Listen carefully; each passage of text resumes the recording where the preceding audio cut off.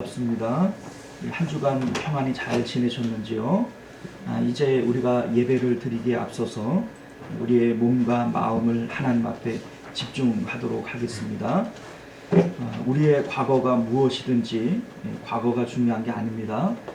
우리 하나님은 지금 현재 우리의 마음을 보시는 줄 믿습니다. 여러분들의 생각과 마음을 하나님 앞에 집중시키시고 이 시간만큼은 하나님께서 기쁘게 받으실 만한 그러한 예배 드리실 수 있기를 바랍니다.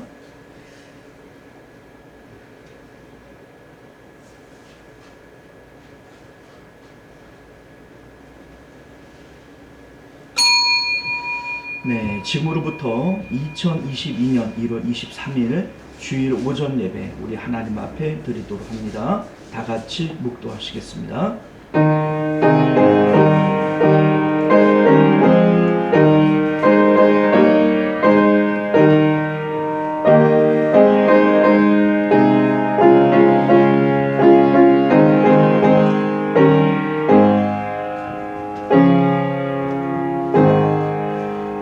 수고하고 무거운 짐진 자들아 다 내게로 오라. 내가 너희를 쉬게 하리라.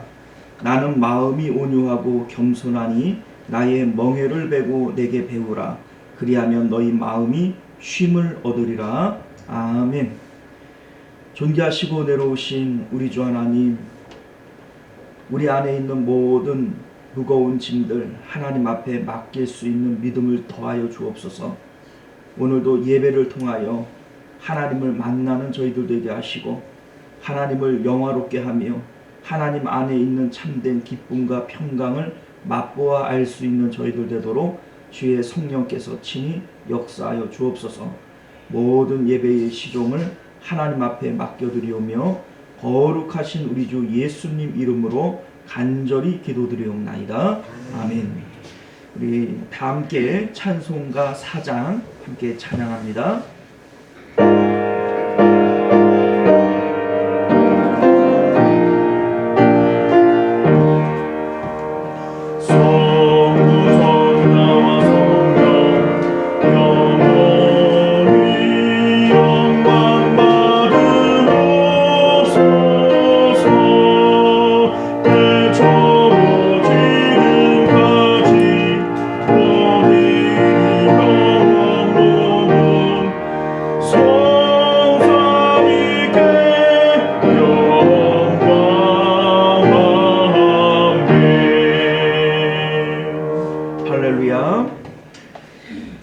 이 시간은 우리 한 주간의 삶을 되돌아보면서 하나님 앞에 예배하기에 합당치 못한 우리의 언행 심사가 생각이 나고 또 그 죄 때문에 하나님과 막힘이 되어지겠거든. 먼저 하나님 앞에 참회의 기도로 정결한 마음 가지고 하나님을 예배하기를 원합니다. 우리 다 같이 참회 기도 드립니다.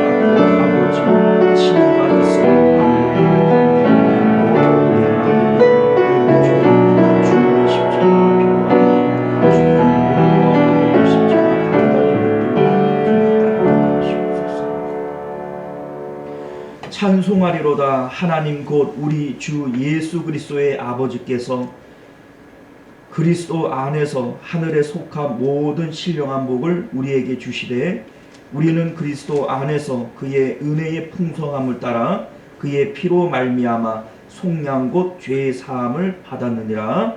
아멘. 자, 우리 교동문 3번 시편 4편 말씀 함께 교독하겠습니다. 내 의의 하나님이여 내가 부를 때에 응답하소서. 곤란 중에 나를 너그럽게 하셨사오니 인생들아 어느 때까지 나의 영광을 바꾸어 욕되게 하며 여호와께서 자기를 위하여 경건한 자를 택하신 줄을 너희가 알지어다. 너희는 떨며 범죄하지 말지어다. 자리에 누워 신중에 말하고 잠잠할지어다.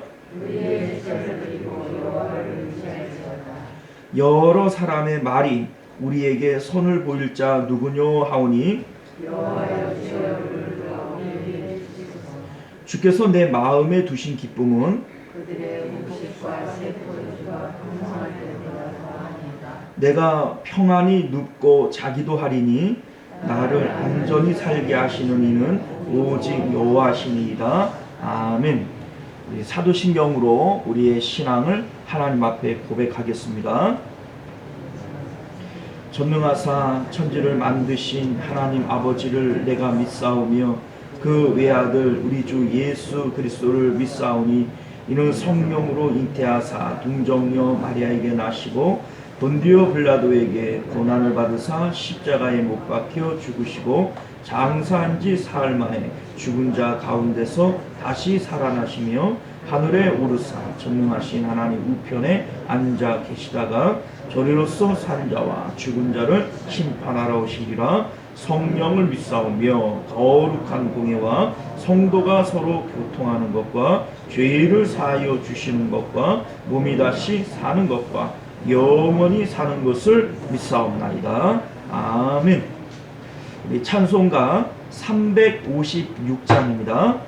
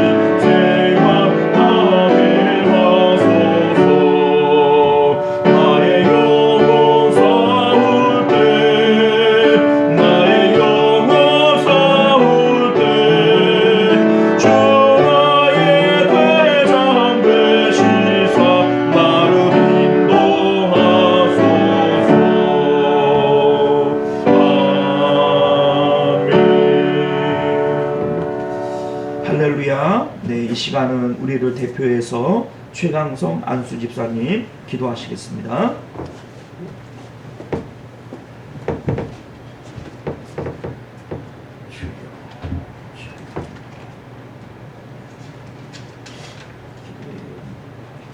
성장과 실현의 고통 가운데 참된 실현의 가치를 저희에게 대갚아 주시는 하나님 아버지를 찬양드립니다.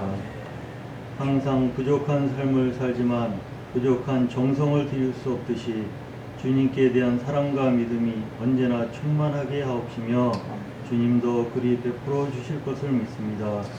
은혜 내려 주시옵소서. 불속과 사자굴에서 살아나온 다니엘과 같은 믿음을 주시옵고 삼성과 같은 힘을 주시어서 이 어려운 세상을 이겨내도록 주님 인내케 하여 주시옵소서. 올해도 코로나19에 대한 진행형에 있습니다. 그 파장을 종식시켜 주시옵소서. 마스크 없는 세상을 주님이 선물하실 것을 믿습니다. 오랜 기간 코로나로 인한 무기력에 빠지지 않게 주님이 붙잡아 주시옵고 믿음으로 헤쳐나갈 수 있게 주님 인도하여 주시옵소서. 영하의 쌀쌀한 날씨가 계속된 가운데 성도님들 건강으로 지켜주시옵소서. 올 한해도 건강한 모습으로 성도님들 뵙기를 소원합니다. 그 가정에 주님의 은총이 항상 함께 하셔서 정신적으로나 육체적으로 풍요로운 삶을 살도록 주님 허락하여 주시옵소서. 교회의 비전도 주님이 펼쳐 주시옵소서. 성도가 합심하고 전도하여 이 어려운 난관을 헤쳐나갈 때 주님에 대한 믿음이 바로 설 수 있도록 하여 주시옵소서. 교회에 자라나는 새싹들 주님이 품어주시고 양육하여 주실 줄 믿습니다. 미래의 총지기를 삼아 주시옵소서. 복음을 전파하시는 담임 목사님 그 혀가 창끝이 되어 듣는 이인 마음과 육체를 피고름을 터뜨리듯이 치유케 하옵소서. 이 모든 말씀을 저희를 위하여 십자가에 못 박히신 예수님의 이름으로 기도드렸습니다.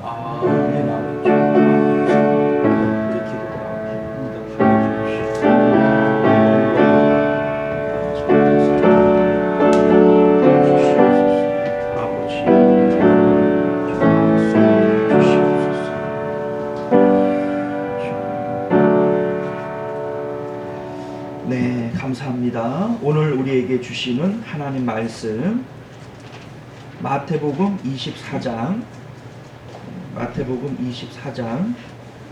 우리 9절에서 22절까지인데요.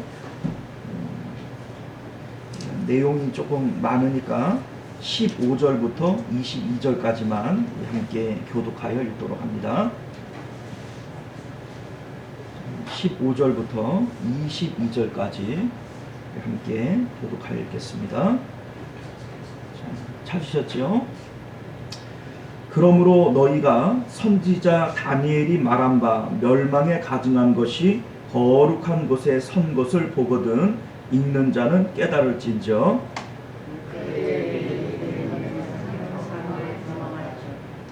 지붕 위에 있는 자는 집 안에 있는 물건을 가지러 내려가지 말며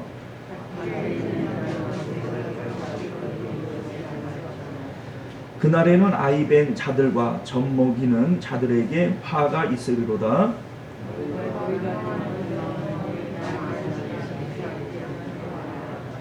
이는 그때에 큰 환난이 있겠습니다. 창세로부터 지금까지 이런 환난이 없었고 후에도 없으리라.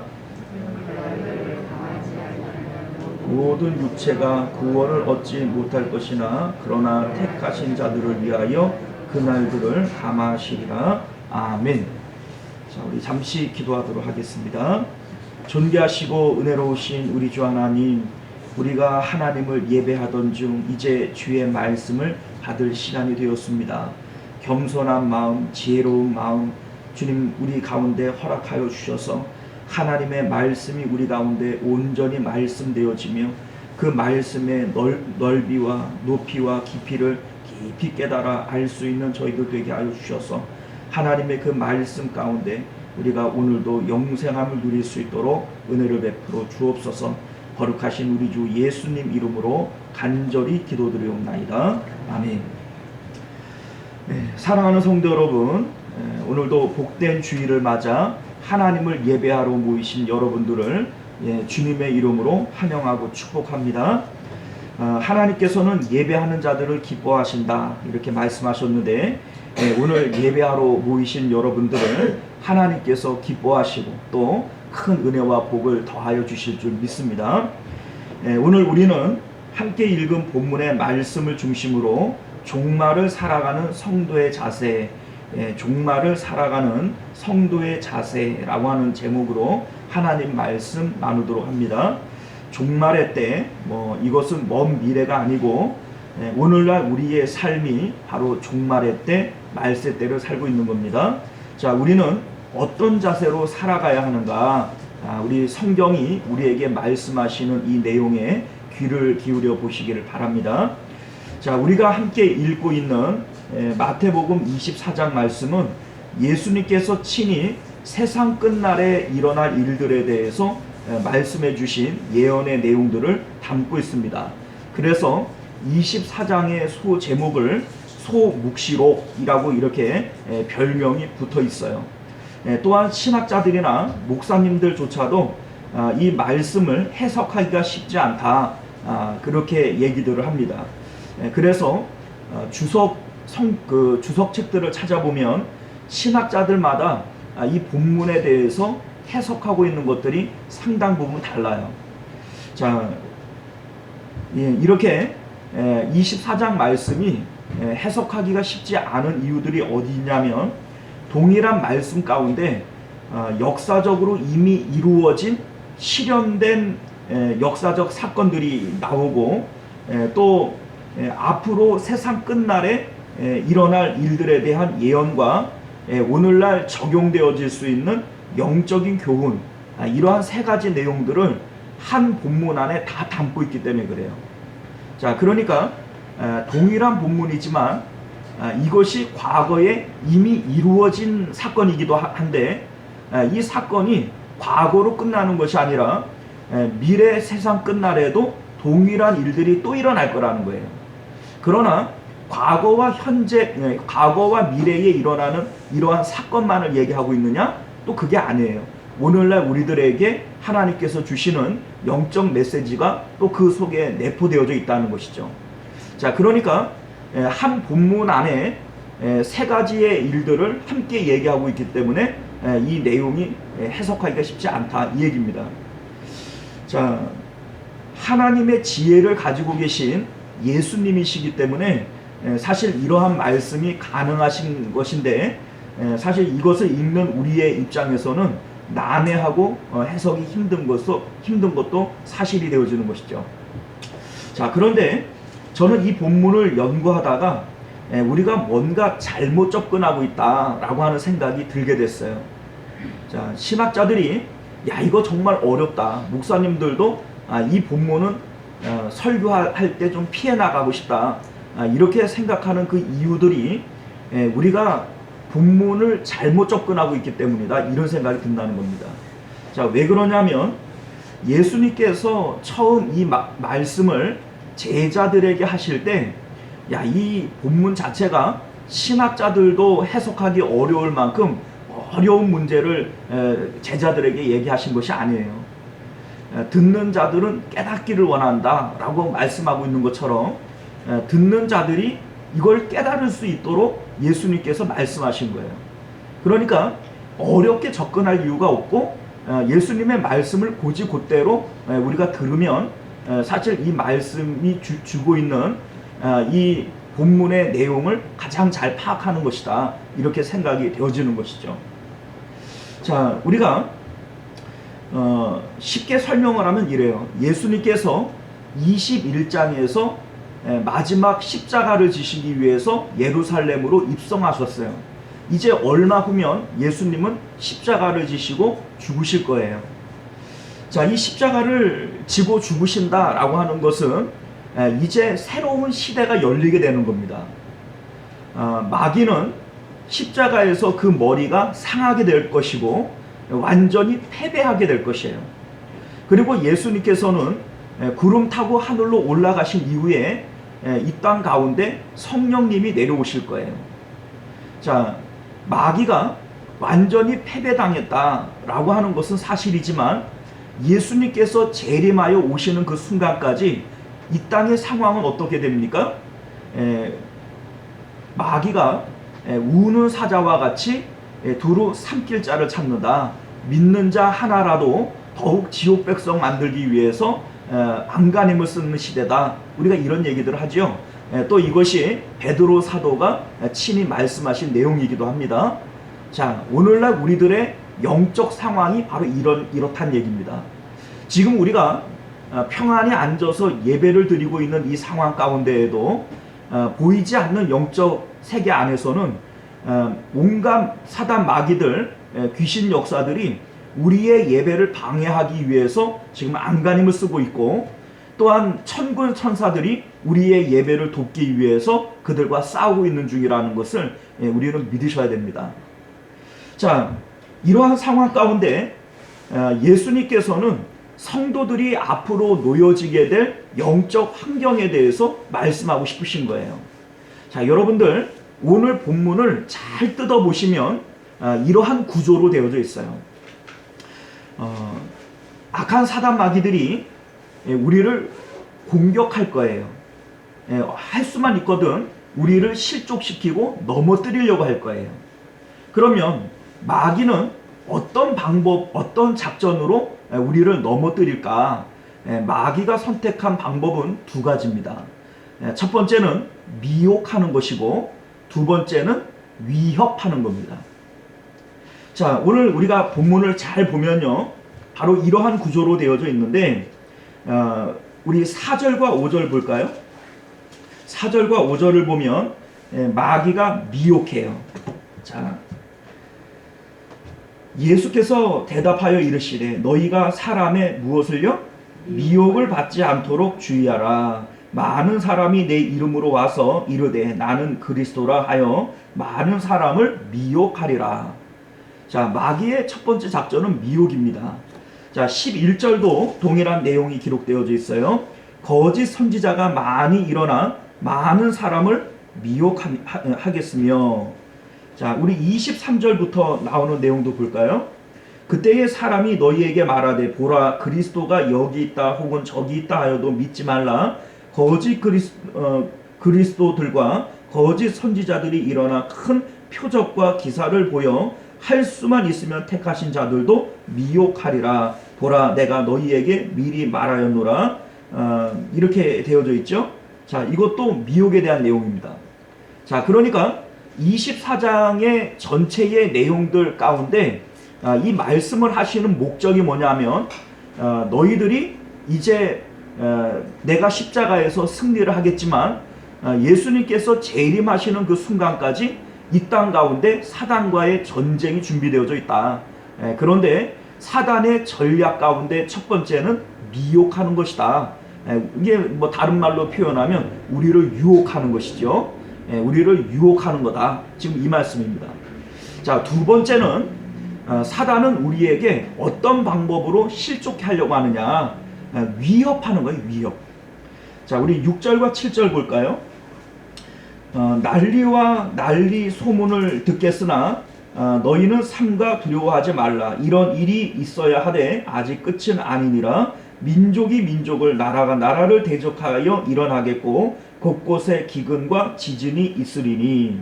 자, 이런 얘기 들으면 마음에 두려움이 와요, 안 와요? 오지요? 자, 그러니까 이게 위협하는 거예요. 자, 9절과 10절도 볼까요? 그때의 사람들이 너희를 환란에 넘겨주겠으며 너희를 죽이리니 너희가 내 이름 때문에 모든 민족에게 미움을 받으리라. 그때에 많은 사람들이 실족하게 되어 서로 잡아주고 서로 미워하겠으며. 자, 우리 15절 이하의 내용들도 이게 위협에 대한 내용이에요. 자, 우리 16절부터 한번 볼까요? 그때에 유대에 있는 자들은 산으로 도망할지어다. 지붕 위에 있는 자는 집 안에 있는 물건을 가지러 내려가지 말며 밭에 있는 자도 겉옷을 가지러 뒤로 돌아보지 말지어다. 그날에는 아이벤 자들과 젖먹이는 자들에게 화가 있으리로다. 너희가 도망하는 일이 겨울이나 안식일에 되지 않도록 기도하라. 자, 이러한 내용들은요, 환란에 해당되어지는 내용이겠죠. 그러니까 사단은 우리를 어떻게 실족해 하려고 하느냐, 넘어뜨리려고 하느냐. 첫 번째는 미혹하는 것이고, 두 번째는 어떻게 해요? 위협하려고 하는 거예요. 자, 그러면 예수님께서는 이러한 일들에 대해서 우리가 어떻게 하기를 원하시는가? 자, 미혹에 대해서는요, 4절을 보면 미혹을 받지 않도록 주의하라. 이렇게 말씀하시고 위협에 대해서는 6절에 뭐라고 말씀하세요? 너희는 삼가 두려워하지 말라 이렇게 말씀하세요. 자, 그리고 이러한 일들이 있을 때 우리는 성도들은 어떻게 살아야 되느냐? 13절을 볼까요? 끝까지 견디는 자는 구원을 얻으리라. 끝까지 견디고 인내하라 이렇게 말씀하시는 거죠. 자, 14절은요. 복음이 전파되어야 끝이 오겠다 이런 말씀을 하시죠. 자, 그러니까 성도들에게 두려워하지 말고 끝까지 견뎌내며 복음을 전파하라. 이것이 예수님께서 우리에게 당부하시는 내용이 된다 이 말씀입니다. 자, 내용을 우리가 쉽게 분석해 보면 내용 자체는 그렇게 어렵지 않아요. 그죠? 괜히 어렵게 접근하면 한도 끝도 없이 어렵습니다. 그러나 우리 예수님의 말씀 자체만 잘 놓고 보면 뭐 간단한 얘기들이에요. 마지막 영적 환경 가운데 마귀가 우리를 공격해 올 건데 이 마귀는 어떤 방법으로 우리를 공격할 것인가? 우리를 유혹할 것이고 또 유혹하다가 안 되면 위협할 것이고 그러나 너희는 그 미혹을 받을 때 미혹이 되지 않도록 주의해야 되고 너희를 두렵게 할 때 삼가 두려워하지 말아야 되고 끝까지 견뎌 구원을 이루며 또 하나님의 복음을 전파하라. 자, 이것이 말씀의 주된 내용인 줄 믿습니다. 자, 오늘 말씀도 이와 같은 배경에서 우리가 좀 살펴봐야 돼요. 자, 이 말씀 자체가 이게 과거에 일어난 역사적 사건이냐? 아니다.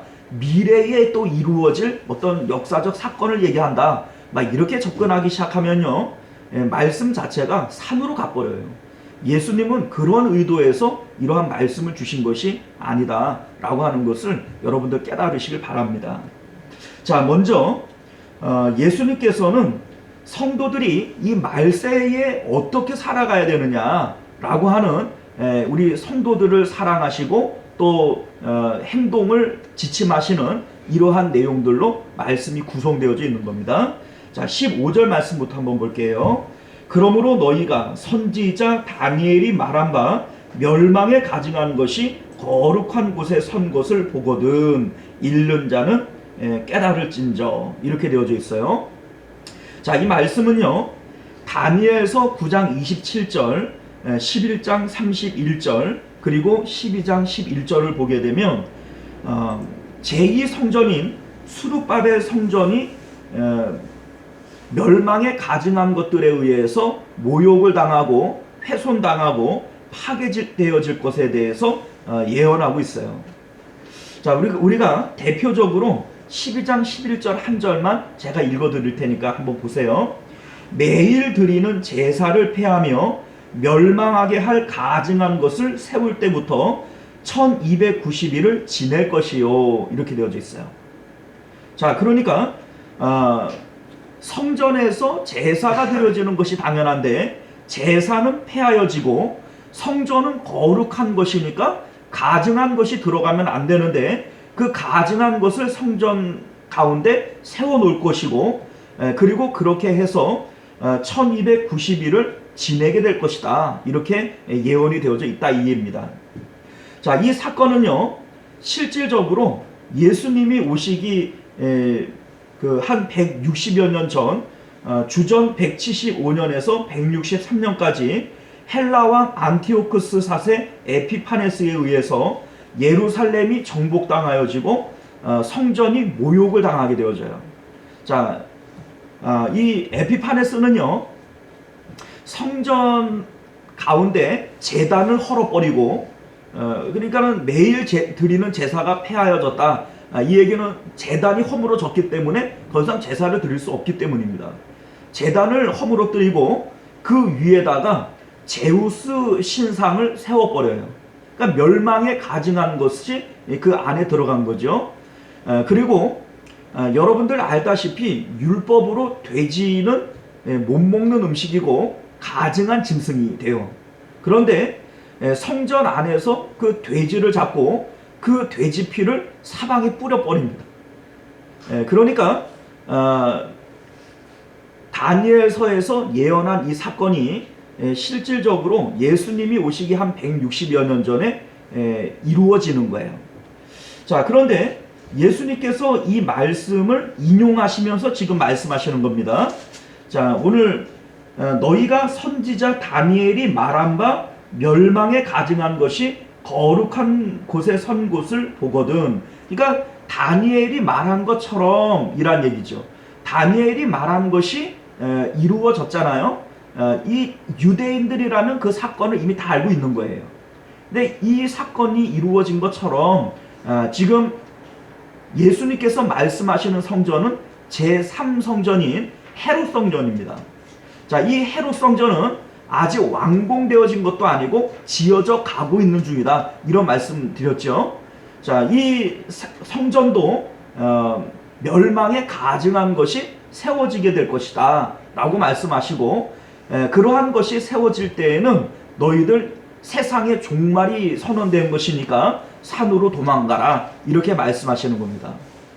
자, 그런데 이 사건도 실질적으로 제3성전이 주후 70년 로마의 티토 장군에 의해서 파괴되어지고 예루살렘이 멸망당하면서 그 주민들이 포로로 끌려가 버려요. 자, 그러니까 예수님께서 말씀하신 것이 이루어진 거다, 이렇게 학자들은 보고 있는 것이죠.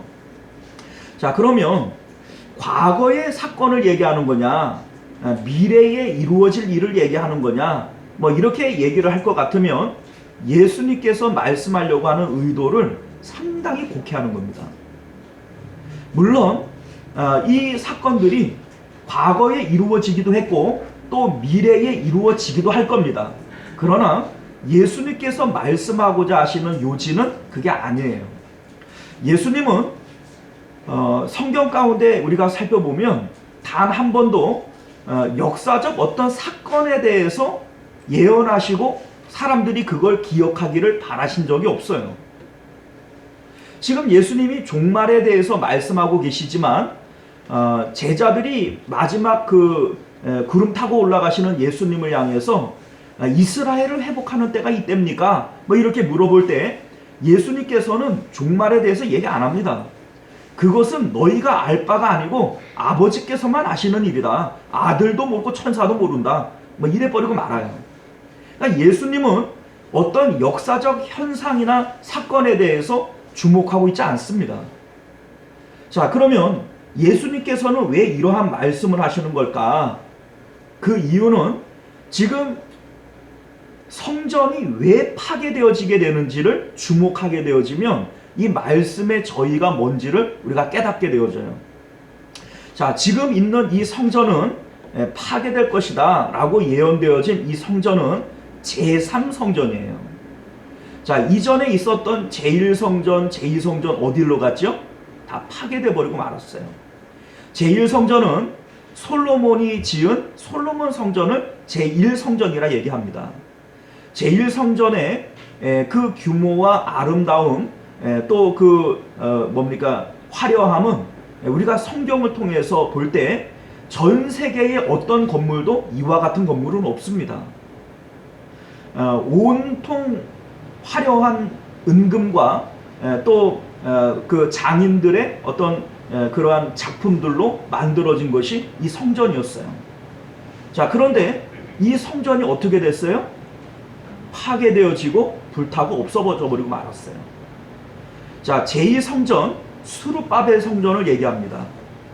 포로로 끌려갔던 사람들이 귀환에 와서 밤잠 못 자고 자기들 먹을 거 못 먹고 자기의 모든 생계를 팽개치고 성전 짓는 일부터 먼저 했어요. 그렇게 헌신하여 지은 그 성전이 지금 어디 있어요? 파괴되어지고 없어지고 맙니다.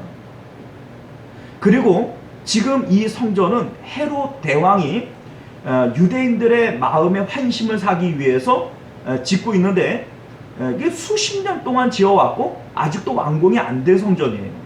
그런데 예수님께서 이 성전도 또 파괴될 거다, 이 얘기입니다, 지금.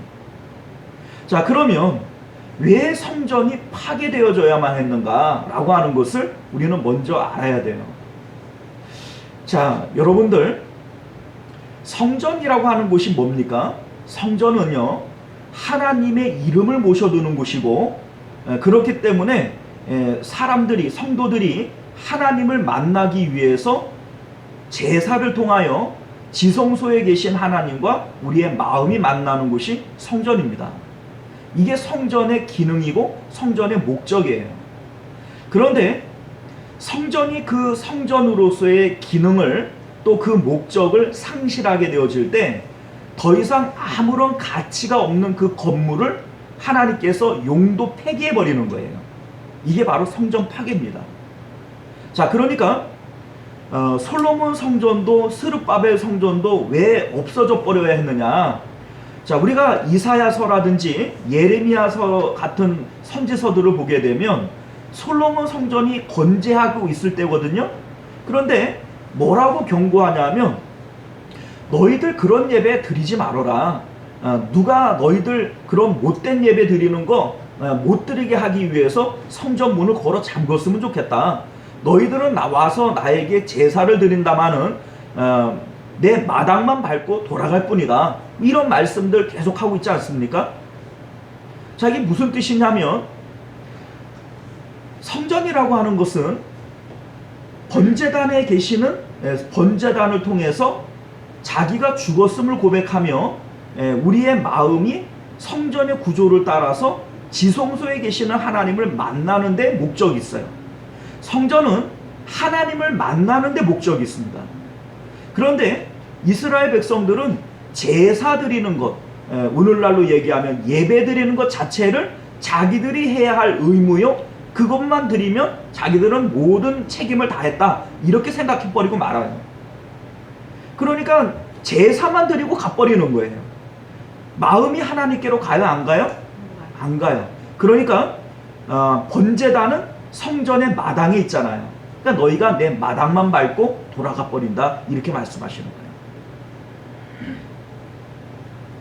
자, 이렇게 성전이 성전으로서의 기능이 상실되어질 때 하나님은 건물에 연연하시는 분이 아니거든요. 아무리 화려하게 지어진 솔로몬 성전이라도 그 성전을 파괴시켜버리고 마는 거예요. 바벨론을 통해서 그 성전을 불태워버리고 맙니다. 자, 스룹바벨 성전도 마찬가지고 지금 이 헤롯 성전도 또 파괴될 거예요. 자, 파괴되는 원인이 뭡니까? 성전이 타락하기 이전에 예배를 드리는 성도들의 마음 성전이 이미 파괴되어지고 있기 때문이에요. 자, 중요한 것은 성도 한 사람 한 사람의 마음 성전이 중요한 것이지, 마음 성전이 파괴되어지고 나면 건물로서의 그 성전도 파괴되어지고 마는 겁니다. 자, 우리 하나님께서는요,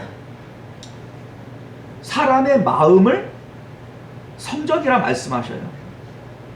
자, 그리고 구약의 성전은 사람의 마음을 본따서 만든 것이다, 여러 번 말씀을 드렸죠. 자, 그러면 우리 이런 생각을 해볼까요? 하나님께서 너희는 마음을 다하여 내 주 여호와 하나님을 사랑하라, 이렇게 말씀하셨고, 모든 지킬 만한 것 중에 더욱 내 마음을 지키라, 생명의 근원이 이에서 남이니라. 자, 이렇게 성경은 마음의 소중함에 대해서 말씀하고 계세요. 자, 그러면 도대체 이 마음이라고 하는 것이 왜 이렇게 중요한 거냐? 자, 그 이유는요, 이 마음은 하나님께서 우리 안에 들어오셔서 거하실 장소, 거룩한 처소, 성전이기 때문에 그렇다, 이 얘기입니다. 이 마음 성전이 더럽혀질 때, 우리 마음 성전이 먼저 부패하게 되어질 때 외부에 있는 성전도 똑같이 부패하게 되어져요. 그리고 그래서 더 이상 성전의 기능이 수행되어지지 못할 때 하나님께서는 그 성전을 파괴시키시는 것이, 이게 지금 성전 파괴의 어떤 구조가 되어지는 겁니다. 자, 그러면 성전에 가증한 것이 세워진다 라고 하는 이 내용은요, 실질적으로 헤롯 성전에는 스룹바벨 성전 제2성전의 때처럼 제우스 신상이 세워지거나 뭐 그곳에 돼지 피가 뿌려지는 이러한 가증한 일들이 일어나지는 않았어요. 그럼 예수님은 왜 이러한 일이 일어날 거다 이런 말씀을 하시는 걸까요? 이것은 실질적인 건물의 성전을 얘기하는 것이 아니라 우리 마음 성전을 얘기하는 거예요. 자, 우리 마음 성전 안에 가증한 것이 세워진다, 가증한 것이 들어온다 라고 하는 이 말씀이 무슨 뜻일까요? 자, 여기에 나오는 이 가증하다 라고 하는 단어는 헬라어 부델리 소마이 라고 하는 단어인데 악취로 역겹다 이런 뜻이래요. 자, 악취가 나는 이러한 물건이라서 이 냄새 때문에 역겨워 토할 것 같다. 이것이 가증하다라고 하는 이 단어의 뜻이 된다는 겁니다. 자, 무엇이 우리 성전 안에 들어올 때 가증한 것이 될까요? 바로 우상을 얘기하는 거죠. 자, 이 우상이라고 하는 것이 다른 것이 아닙니다. 우리 마음 성전 안에 우상이 들어온다. 자, 나무나 돌로 깎은 바알 신상이나 부처가 내 마음에 들어올 수는 없겠죠. 이것은 내가 경외하는 것이 내 마음에 들어오는 것을 우상이라고 얘기하는 거예요. 자, 내가 경외한다라고 하는 것이 뭘 의미하냐면 사랑하기 때문에 두려워하는 것이 경외예요. 사랑하는 것과 두려워하는 것이 함께 있는 것이 이게 바로 경외인데, 어떻게 사랑과 두려움이 함께 있을 수 있느냐?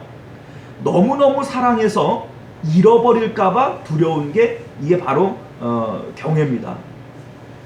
자, 우리가 앞서 사단 마귀가 성도들을 실족해 하기 위해서 두 가지 방법을 쓴다고 그랬죠. 첫 번째는 뭐예요?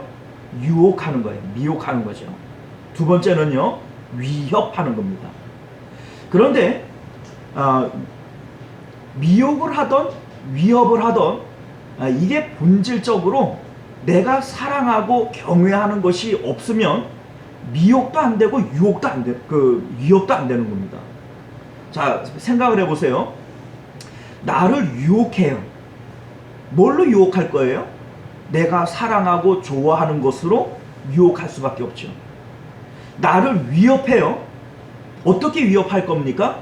내가 사랑해서 잃어버리기 싫어하는 그것을 내가 너 그거 빼앗아 버릴 거야, 그거 죽여 버릴 거야, 뭐 이렇게 얘기를 하면 위협이 되는 거죠. 자, 그러니까 근본적으로 미혹하는 것이나 위협하는 것은 공통적으로 내가 사랑하는 것이 있어야 이게 가능해요. 자, 소위 잃어버릴 것도 없는 사람은 위협이 돼요, 안 돼요? 안 돼요. 맘대로 해라. 뭐 나는 뭐 잃어버리고 뚝딱 잃어버리고 나면은 위협이 안 되는 겁니다. 자, 사랑한다라고 하는 이 공통점이 있다라고 하는 것은요, 사랑하는 것들은 반드시 내 마음에 들어옵니다. 자, 여러분들, 내가 사랑하는데 내 마음에는 안 들어온다. 이거 거짓말이에요. 그럴 수가 없어요. 자, 우리나라 속담에 이런 말이 있죠. 마음은 어디가 있어요? 콩밭에 가 있어요. 자, 이게 무슨 뜻이냐면 내가 어디에 있는가가 중요한 것이 아니라 어디 있어도 내 마음은 내가 사랑하는 것에 마음이 가 있는 거예요. 콩밭에 가 있는 겁니다. 자, 어떤 남녀가 사랑한다고 칩시다. 남자는 서울에 있고 여자는 부산에 있어요. 자, 이 남자는 일을 하다가도 마음은 어디로 가요? 부산으로 가죠. 그 여자 있는 곳으로 부산으로 가요. 그러니까 마음은 콩밭에 가 있는 거예요. 자, 사랑하는 아들이 미국에 유학을 갔어요. 자, 이 엄마는 문득문득 밥 먹다가도 마음이 어디로 가요? 미국 가는 거예요. 아들 생각에 미국 가 있는 겁니다. 자, 이렇게 사랑하는 것들은 내 마음에 들어오게 되어져 있어요. 마음은 사랑하는 것들에게 가게 되어져 있어요. 자, 그런데 우리가 좀 전에 어떤 말씀을 드렸냐면 우리의 마음은 하나님께서 들어오시기 위하여 창조되어진 것이고, 그렇기 때문에 성경은 우리에게 내 마음을 다하여 내 주 여호와 하나님을 사랑하라, 이것이 모든 율법과 선지자의 강령이다.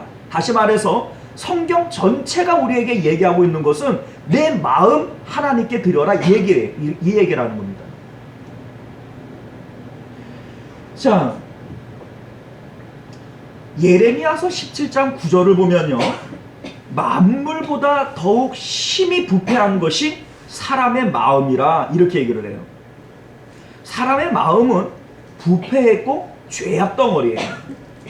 그럼에도 불구하고 성경은 끊임없이 우리에게 마음을 하나님께 드려야 된다, 뭐 이런 얘기들을 하는 이유가 뭘까요?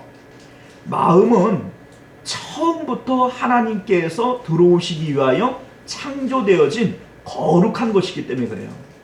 부패했을지라도, 망가졌을지라도 이미 창조되어질 때 하나님의 창조의 의도 자체가 우리의 마음을 성전 삼기 위해서 만드신 거다, 이 말씀입니다. 자, 그러니까 마음은 거룩한 거예요. 자, 이 마음 성전 안에 멸망에 가증한 것이 들어왔다라고 하는 것이 무엇을 의미합니까? 마음은 하나님이 지성소 안에 들어와야 돼요. 내 마음의 1등의 자리, 내 마음의 가장 깊숙한 지성소의 자리에는 하나님께서 들어오셔야 돼요. 그런데 그 마음의 지성소의 자리에 하나님 아닌 것들이 들어오게 되어질 때 이것이 우상이 되어집니다. 하나님보다 더 사랑하게 되어지는 이것이 내 마음의 우상이 되어져요. 이것이 바로 멸망에 가증한 것이에요. 사랑하는 성도 여러분, 하나님께서 우리를 지으신 목적 자체가 우리 마음을 하나님의 거소로 삼고 우리와 연합하기 위해서 창조하신 거예요. 우리 하나님께서 우리를 구원하신 목적도 역시 마찬가지입니다. 내가 문 밖에 서서 두드리노니 누구든지 내 음성을 듣고 문을 열면 나는 그에게로 들어가 그로 더불어 먹고, 자, 우리 마음을 성전 삼고 예수님께서 들어오시고 성령님께서 들어오실 것을 말씀하고 계시는 것이죠. 이게 바로 구원이에요. 하나님께서 창조하신 목적도, 하나님께서 구원하신 목적도 우리 마음을 성전 삼고 우리와 연합하기 위한 것이다. 이것이 창조와 구원의 목적이에요. 그런데 구원받은 우리 성도들이 그냥 눈만 뜨면 돈 생각하고, 눈만 뜨면 자식 어떻게 하나, 내 자식들 어떻게 하나, 이렇게 자식 생각하고 있고, 어떻게 해서 내 노후를 편안히 지낼까, 어떻게 하면 내가 재미나게 살까, 늘 이런 고민, 이런 생각들만 하고 있다면 이게 내 마음 성전에 멸망에 가증한 것이 세워지는 겁니다. 사랑하는 성도 여러분들, 우리는 이런 생각이 들어요. 아니, 사람이 사업을 하고 그 돈 벌려고 하는 게 이게 왜 멸망에 가증한 것이냐, 우리 자녀들을 내가 잘 키우려고 하는 것이 이게 왜 멸망에 가증한 것이냐, 뭐 이러한 오해들을 가질 수 있는 거죠. 자, 여러분들 사업하는 것이나 또 여러분들의 자녀나 여러분들의 건강이나 이러한 일들이 가증한 것은 아니에요.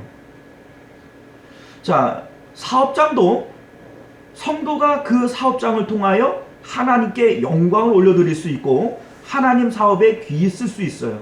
이것이 멸망에 가증한 것이라는 얘기가 아니에요. 자녀들도 하나님이 주신 선물이지요. 하나님께서 주신 선물이 가증한 것일 수 없어요. 여러분들의 몸도 하나님께서 주신 선물이에요. 이 몸을 건강하게 하는 것이 이게 왜 멸망에 가증한 것이 되겠어요? 그런데 이것 자체는 거룩한 것이고 하나님 선물이니 귀중한 거죠. 그래, 문제는 뭐냐면 이것이 자리를 이탈하게 될 때 이게 문제가 되어져요. 자, 무슨 얘기냐면 우리 마음 성전 안에 지성소에는 1등의 자리에는 누가 올라가야 돼요? 하나님이 계셔야 돼요. 그리고 나머지 이런 사업에 대한 문제, 자녀에 대한 문제, 내 노후에 대한 문제, 이러한 일들은 그 다음이 되어져야 되는 거예요. 자기가 있어야 할 자리에 있는 것이 이게 청결이라고 그랬잖아요. 자, 더러운 것은 어떤 게 더러운 거예요? 가증한 것, 이것은 더럽다는 뜻 아니겠어요? 자, 뭐가 더러운 겁니까? 자, 여러분들 지금 이 강대상 위에는 여러 가지의 물건들이 있어요. 그런데 여러분들이 지금 이 강대상을 올라와서 딱 보시면 아이 정돈이 잘 됐네, 깨끗하네, 이렇게 얘기를 하실 거예요. 그런데 여기 위에 우유 먹고 우유 깍대기, 또 뭡니까 그 종이 여기 위에 올라와 있고 마이크가 저 밑에 내려가 있고 뭐 이렇게 되면 여러분들 여기를 뭐라고 얘기해요? 더럽네, 이렇게 얘기를 할 겁니다. 자, 똑같은 것이 있지만 쓰레기는 쓰레기통에 넣고 있어야 할 위치에 이걸 갖다 놔요. 그러면 어떻게 됐어요? 깨끗해졌죠.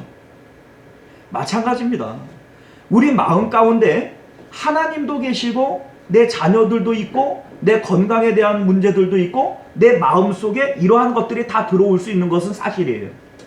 그러나 이것이 있어야 할 위치를 정확하게 지켜야 돼요. 그래야 청결한 겁니다. 자, 예를 들면 이런 거예요. 여러분들이 하얀색 실크 브라우스가 있다고 칩시다. 우리 여전도의 회원들은 그 찬양대 하면은 꼭 그 하얀색 브라우스 이런 거 자주 입으시니까 집집마다 하나씩은 있으실 거예요. 그죠? 자, 깨끗하죠? 그래 또 집에 가보면 김치 냉장고 안에 잘 익은 포기김치가 있으실 거예요. 자, 맛있죠? 자, 둘 다 깨끗해요? 안 깨끗해요? 예. 브라우스는 옷장에 있어서 깨끗하고 또 그 포기김치는 냉장고에 있어서 깨끗해요. 그런데 문제는 이 둘 다 깨끗한 이것을 한 대다가 집어넣고 짓이겨 버렸어요. 예? 한 대다 놓고 짓이겨 버렸어요. 그러면 어떻게 됩니까? 브라우스 깨끗해요? 예, 이제는 못 입게 됐어요. 자, 김치 깨끗합니까? 이제는 못 먹게 됐어요. 위치를 지킨다라고 하는 것이 이게 정말로 중요한 겁니다. 분명히 브라우스도 깨끗하고 김치도 깨끗한데 이것이 위치가 바뀌게 되어지고 한 군데 짓이겨져 버리게 되면 둘 다 못 써먹게 돼버리는 거예요. 이게 파괴라고 하는 겁니다. 성전이 왜 파괴되어지는가? 하나님이 계셔야 할 그곳에 다른 우상들이 들어오게 되어짐으로써 파괴되어져 버리는 거예요. 디모데후서 3장 가운데 사도 바울이 말세에 일어날 일들에 대해서 이렇게 설명을 합니다. 너는 이것을 알라. 말세에 고통하는 때가 이르러 사람들이 자기를 사랑하며 돈을 사랑하며 자랑하며. 자, 말세의 징조 중에 하나가 뭐냐면 사랑의 대상이 바뀌어지는 거예요. 사람들이 자기를 사랑하고 돈을 사랑하며. 사랑의 대상이 하나님이셔야 하는데 하나님 말고 자기 사랑, 돈 사랑, 이렇게 사랑의 대상이 바뀌어지는 것이 말세에 일어날 일, 종말 때에 나타난 반응이라는 겁니다. 사랑하는 성도 여러분들, 이러한 일들은 우리 마음 가운데 수시로 일어나는 일들이에요. 여러분들, 주 예수보다 더 귀한 것은 없네. 이 세상 구기와 바꿀 수 없네. 자, 우리가 은혜 가운데 있을 때에는 주 예수보다 귀한 것이 없어요. 그런데 성전을 떠나서 세상 가운데 나가게 되어지면 세상의 온갖 귀한 것들이 내 마음에 막 들어오기 시작해. 아이고 이거 내 사업자, 이거 돈 얼마나 중요하냐, 내 자식들 얼마나 중요하냐, 이것들이 내 마음 성전 안으로 막 기어 들어오기 시작합니다. 그런데 그럴 때 우리들은 그걸 막아내야 되거든요. 내버려 두는 거예요. 얼마든지 들어오라고 내버려 두는 거예요. 아이고 당연히 중요하지, 당연히 소중하지. 오늘 말씀이 우리에게 지금 이거 얘기하는 겁니다.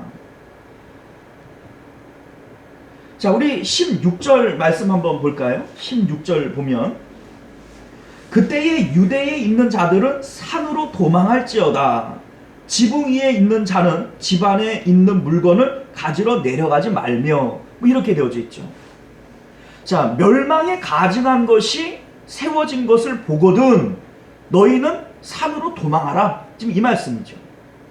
자, 이게 지금 뭐 얘기하자는 거냐면요, 우리 마음 성전 안에 멸망에 가증한 것이 들어오고 그것이 세워지는 것을 보거든 너희들은 그것을 보고 도망해야 된다, 이 얘기입니다.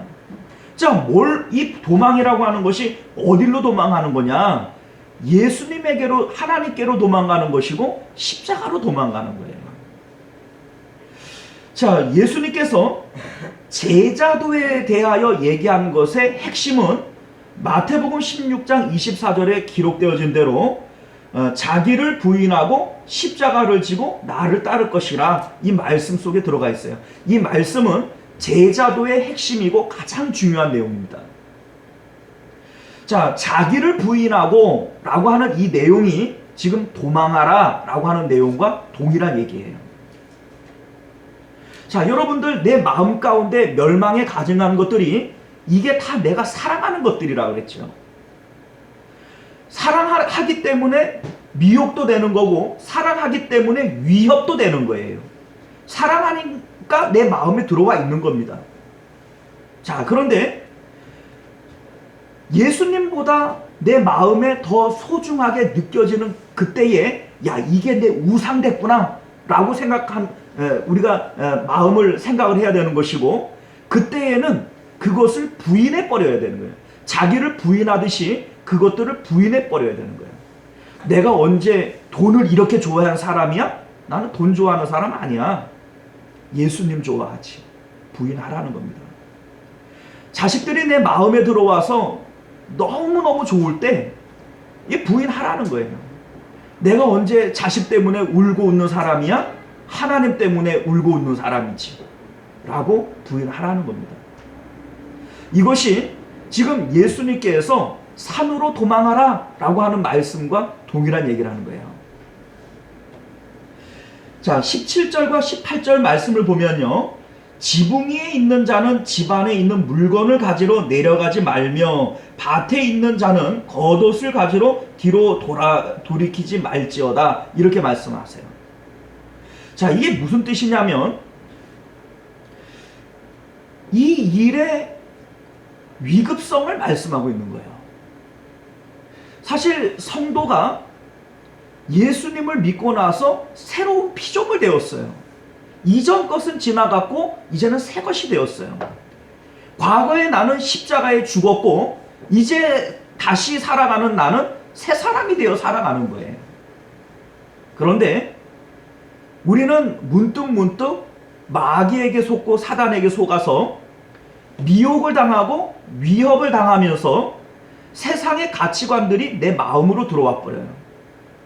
세상 사람들처럼 돈 하고 살아가고 자식 하며 살아가고 내 노후를 위해서 그렇게 살아가는 거죠. 그런데 문제는 이러한 일들이 있을 때 예수님께서는 자기를 부인해라, 오늘 말씀에 보면 산으로 도망해라, 이거 알아요. 성도들이 이거 모르지 않습니다. 그런데 안 하는 거예요. 그냥 내버려 두는 겁니다. 왜요? 이 일의 위급성, 이 일의 심각성을 모르기 때문에 그런 거죠. 사단 마귀가 우는 사자와 같이 두루 삼킬 자를 집어 삼키려고 한다라고 하는 것을 망각하고 살아가는 거예요. 이렇게 하다가 내가 마귀에게 끌려가 잡혀먹을 수도 있겠구나 라고 하는 것을 전혀 의식하지 않습니다.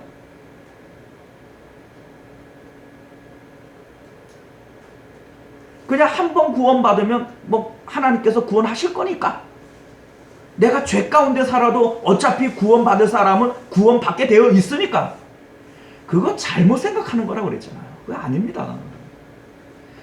하나님께서 우리에게 말씀하시는 예정론은 그런 의미의 예정론이 아니에요.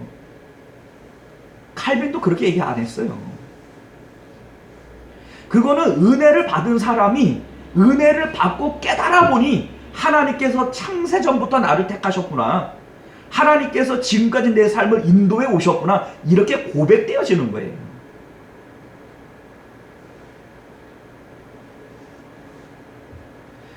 사랑하는 성도 여러분들, 지붕에 있는 자가 멸망의 징조를 보며 집에 들어가가지고 주섬주섬 뭔가 귀중한 것 이런 것들을 찾으려고 하다가 화를 당하는 거예요. 마치 롯의 아내가 소돔성이 불탈 때 뒤를 돌아본 거로 소금 기둥이 된 것처럼. 자, 이러한 때에는 앞도 뒤도 생각하지 말고 도망가 버려야 되는 거예요. 예수님께서 지금 말씀하시는 것이 이 일의 심각성을 말씀하고 계신 겁니다. 너희들이 사단이 너희들 마음 가운데 미혹하고 또 위협함으로 너희 안에 가증한 것을 세워놓을 때 그것을 보거든 너희들은 인정사정 보지 말고 도망가라. 이거예요 지금. 사랑하는 성도 여러분들, 마지막 때를 살아가는 성도들은 어떤 자세로 살아가야 됩니까? 우리는요, 지금 이때가 악한 사단 마귀와의 영적 싸움이 있는 시대다라고 하는 것을 분명히 인식하고 살아가야 돼요. 성경은 예수님은 너희는 그리스도의 좋은 군사라, 나와 함께 고난을 받아야 된다. 우리를 군사라고 얘기를 해요. 근데 우리는 군사 아니라 생각해요. 성도들이 자신이 그리스도의 좋은 군사라고 이러한 의식을 가지고 전쟁하는 사람들이라고 생각하고 살아가는 사람들이 얼마나 있어요. 성도 100이면 그 100 중에 하나라도 있을까 말까예요. 의식 안 합니다. 오늘 말씀이 예수님께서 종말에 대해서 얘기하고 있는 것처럼 보여지지만 이 종말에 대한 내용이 아니에요. 오늘 살아가는 성도들의 영적 환경에 대해서 말씀하고 있는 것입니다. 우리가 이 말씀 마음 가운데 새기시고 사단과의 영적 싸움에서 늘 승리하실 수 있는 저와 여러분들 되시기를 주님 이름으로 축원드립니다. 기도하겠습니다. 존귀하시고 은혜로우신 우리 주 하나님, 오늘 우리에게 주시는 하나님의 귀한 말씀 우리 마음 가운데 새기게 하여 주시옵소서. 우리가 인정하던 인정하지 않던 악한 사단 마귀는 우는 사자와 같이 두루 삼킬 자를 찾는다. 우리 주님께서 말씀하고 계십니다. 그러한 가운데 우리가 나는 싸우기 싫다고, 나는 너를 인정 안 한다고 그렇게 아무리 발뺌해도 이미 마귀가 걸어온 그 싸움을 우리는 피할 길이 없습니다. 우리 하나님 깨닫게 하여 주옵소서.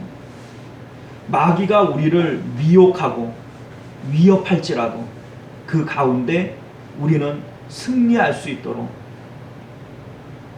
십자가로 무장하는 저희들 되게 하여 주시옵소서. 거룩하신 우리 주 예수님 이름으로 간절히 기도드리옵나이다. 아멘. 자, 우리 찬송가 50장 1절 찬양 드리시면서 우리 드려진 예물 하나님 앞에 바치도록 하겠습니다.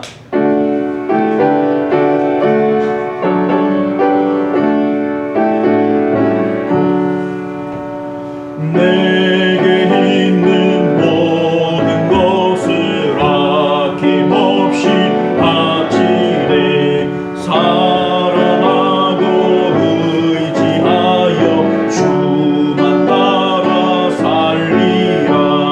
주께 드리네, 주께 드리네.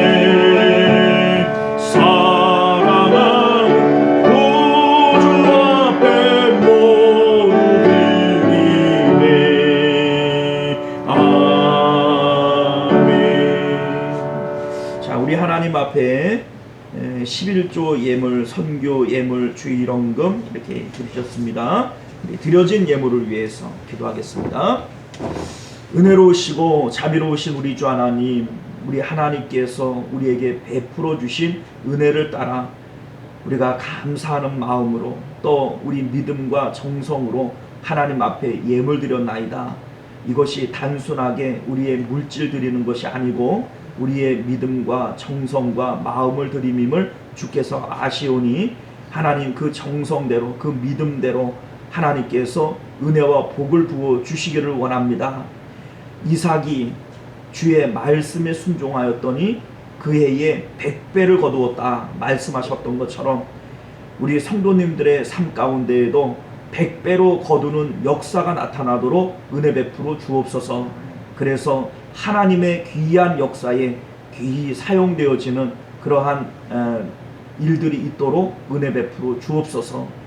드리고 싶은 마음은 간절하지만 믿음이 부족하고 또 물질이 없어서 드리지 못한 심령들이 있습니까? 우리 하나님 긍휼을 베푸시고 은혜를 더하여 주셔서 넉넉히 드릴 재물이 있게 하시고 또 마음껏 드릴 믿음이 있게 하여 주셔서 하나님 앞에 좋게 드리고 또 기쁨이 있도록 은혜를 베풀어 주옵소서. 거룩하신 예수님 이름으로 간절히 기도드리옵나이다. 아멘. 자, 우리 교회 소식 주보를 참조하여 전해드리도록 하겠습니다. 새해에는 더욱 하나님 중심의 삶으로 가정과 교회를 세워가시기를 부탁드리겠고요. 구정 명절 가정예배 순서지는 안내석에 비치해 놓았습니다. 다음 주는 바로 명절이랑 연결되어지는 주일이니까 혹 못 오시는 분들도 있으실 것 같아서 제가 한 주 먼저 예배지를 만들어 놨어요. 여러분들 필요하신 분들은 그 가족 숫자대로 가져가시면 됩니다. 그냥 그거 순서지만 있으면 거기 찬송가 가사, 성경 구절 다 나와 있으니까 가족 숫자대로 가져가셔서 활용하시면 됩니다. 자, 주일 기도 순서 공지를 잘 보시면 좀 이렇게 내용이 바뀌었으니까 착오 없으시기를 바라겠고요.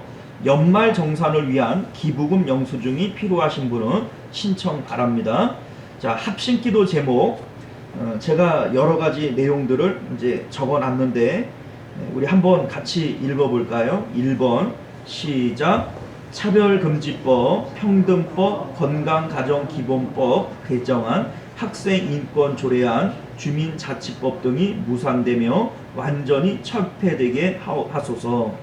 자, 여러분들 여러 가지 법들 이렇게 있지만 요지는 다 같아요. 요지는 다 같습니다.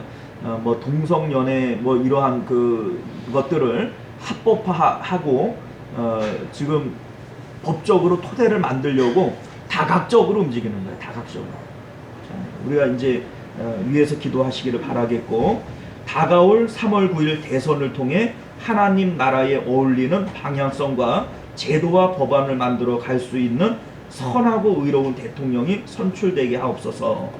자, 코로나로 인한 오랜 경기 침체와 경제 위기를 잘 대처할 수 있도록 은혜를 주옵소서. 시원성교회 모든 성도님들의 건강과 가정과 생업을 지켜주시고 하나님이 주인 되는 임마누엘 가정이 이루어지게 하옵소서. 우리 시원성교회는 신앙생활의 행복한 맛을 아는 교회가 되게 하시고 부흥케 하시오며 하나님이 허락하시는 좋은 예배당으로 인도하옵소서. 자, 이렇게 여러분들이 기도하실 때 그냥 따라 읽으시면서 기도하셔도 됩니다. 기도하실 때마다 많은 기도해 주시기를 부탁드려요. 자, 금년도에도 성경 통독은 계속 진행되어지고요. 2022년도 성경 통독 달성자 주보의 주보를 참조해 주시기를 부탁드립니다. 자, 우리 찬송가 176장 함께 찬양하시고 축도로 예배를 마치겠습니다.